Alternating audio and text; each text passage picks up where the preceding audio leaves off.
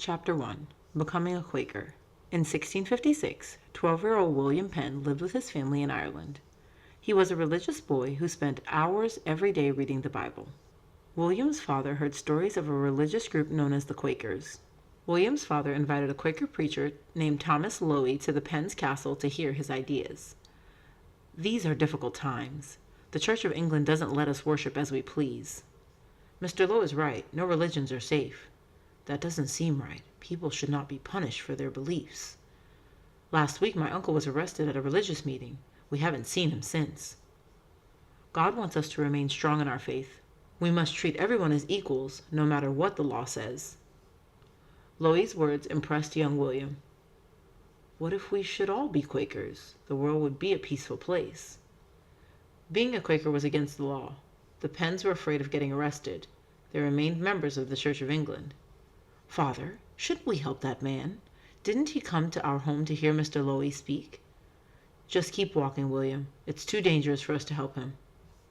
While in college in 1661, William attended meetings with John Owen, a Puritan teacher. "We have different beliefs, yet we are forced to join the Church of England.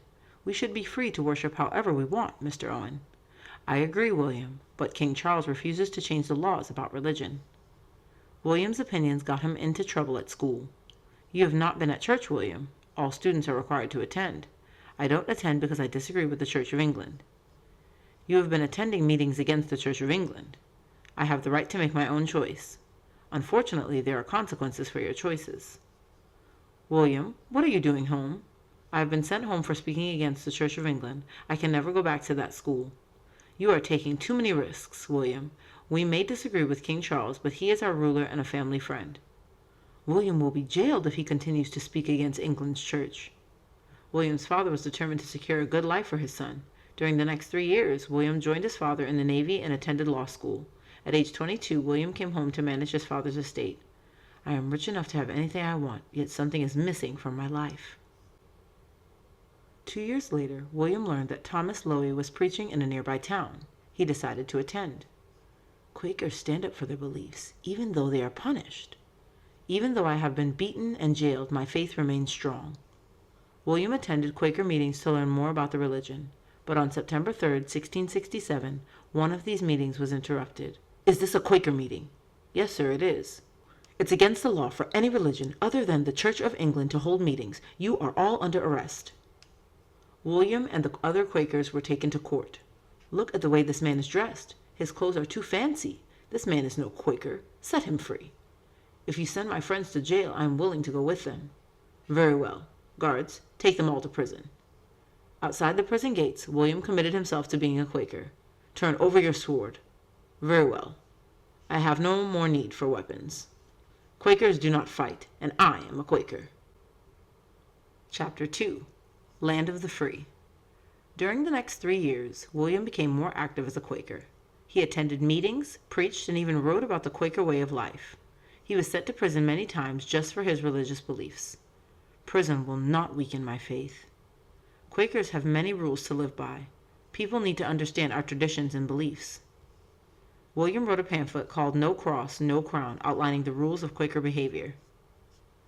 When William was 25 years old, his father died. He left William a large sum of money. 2 years later, William married Gulielma Springett. Despite the changes in his life, William continued his work to gain more rights for Quakers. "We don't want to change the Church of England. We just want to worship as we please." That is why many Quakers have left England for America. By 1680, England's laws about religion remained unchanged. William's hope of worshiping freely in England faded. "I suggest we start a new colony in America." "King Charles won't give us land in the new country." "Leave that to me." On June 1st, 1680, William was granted a visit with his father's friend, King Charles II. "Years ago my father loaned you money when you were in need. Now I am asking for your help. I ask you to repay that debt. The money is rightfully yours. I will repay it. Instead of money, I would accept land in America. That can be arranged. I can offer you a piece of land west of the Delaware River. In return, you will pay me 2 beaver skins each year plus a share of the colony's gold and silver. Name the colony Pennsylvania in honor of your father. He was my good friend." Agreed. King Charles wasn't always so generous. He believed that giving William land would rid England of its Quakers. 9 months later, William took ownership of land in America. He immediately began planning a visit to his new colony. As governor of Pennsylvania colony, it is my duty to see that everyone is treated fairly. How can you do that? England may force its laws on the colony. I am working on a frame of government for the colony. It will set up a council chosen by the people to protect their rights. In fall 1682, William made final plans to leave for America. William asked his business manager, Philip Ford, to oversee his estate in England. You are a good Quaker and a good friend, Philip. William, you must sign these papers before you leave. I don't have time for business matters. Just make sure I have plenty of money for the colony. William never keeps track of his money. He won't notice if I use his money for my own interests. William and 100 other Quakers arrived in America on October 27, 1682. By the time William arrived, hundreds of settlers were living in Pennsylvania colony. There was so much to do in the colony. William and other leaders went to work. The colony continues to grow, Governor Penn. More Quakers will be arriving soon. Very good. Make sure we have enough supplies. Pennsylvania colony must respect the rights of all people. Agreed. As Quakers, we must treat native peoples as equals. In 1682, Penn signed the Great Treaty of Sheckamexon with the Lenni Lenape Indians. We pledge to live in peace with you. We will live in peace with you and your people so long as the sun and the moon endure. Between 1682 and 1684, William signed 9 treaties with American Indians. These treaties set up friendly relationships that allowed William to buy land from the Indians. And William needed more land. His colony grew from a few hundred settlers to more than 7,000 people.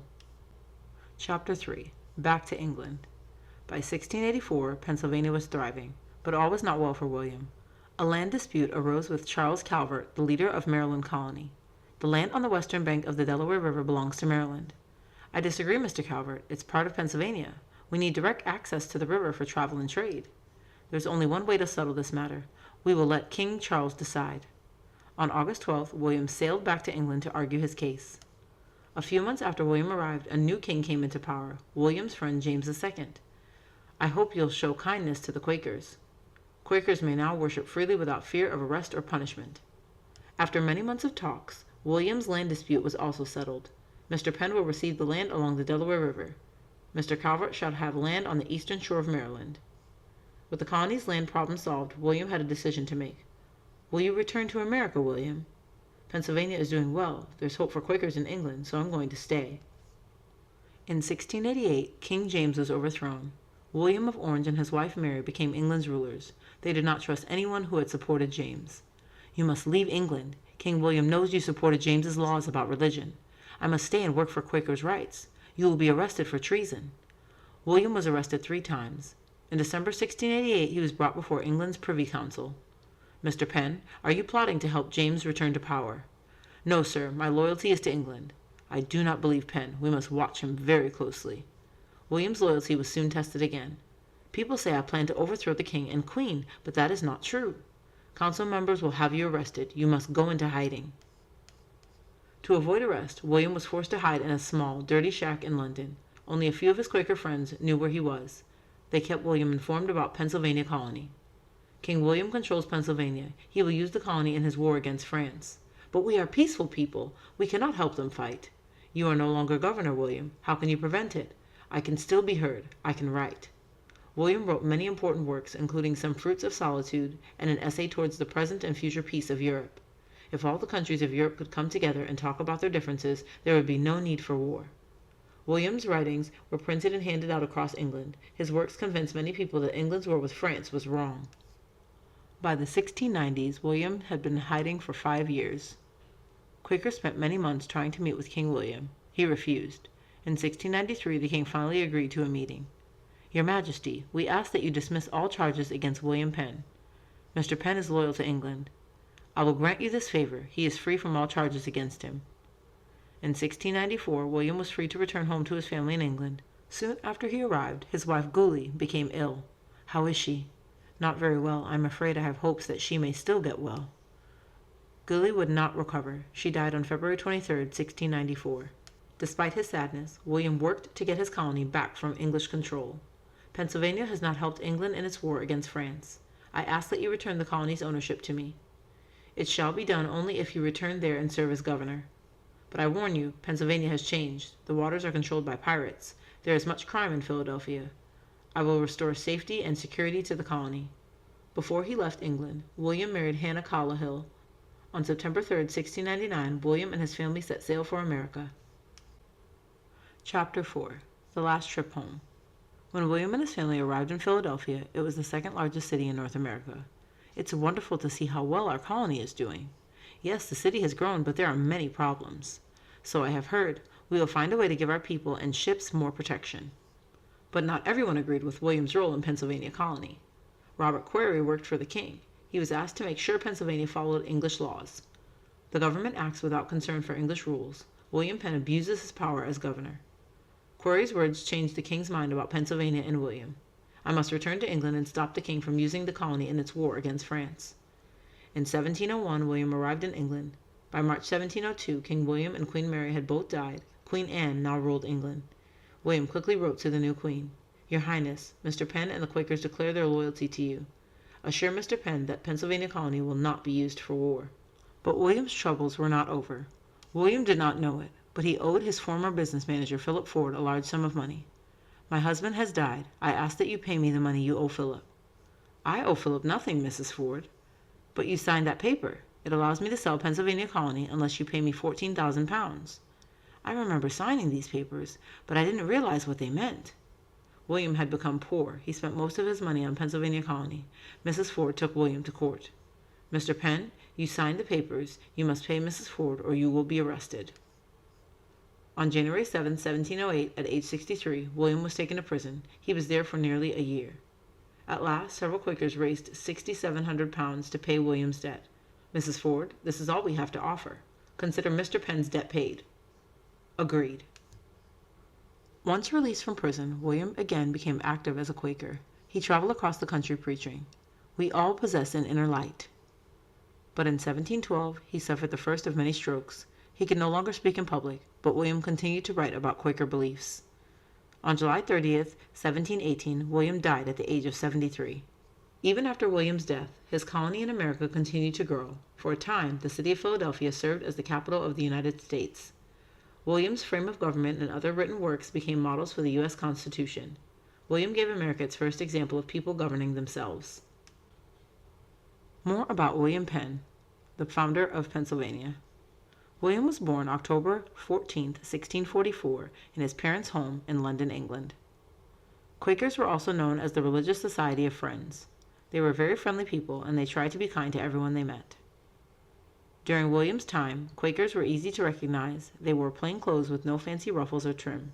Quakers also used words such as thee and thou instead of you and your.